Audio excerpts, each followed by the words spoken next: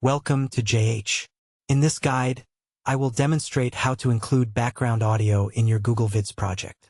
I already have my project and video file ready for editing. To add music, you have two primary methods. First, you can utilize the built-in stock library. Select the Stock tab and then choose Music. You can browse the available tracks and preview them using the play button.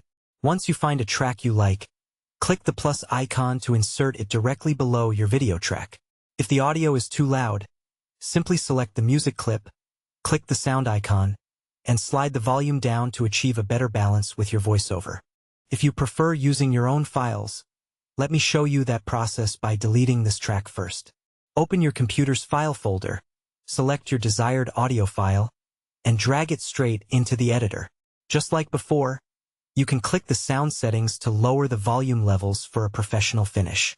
That is how you easily add background music to Google Vids. If you found this helpful, please like the video and subscribe for more. See you in the next one.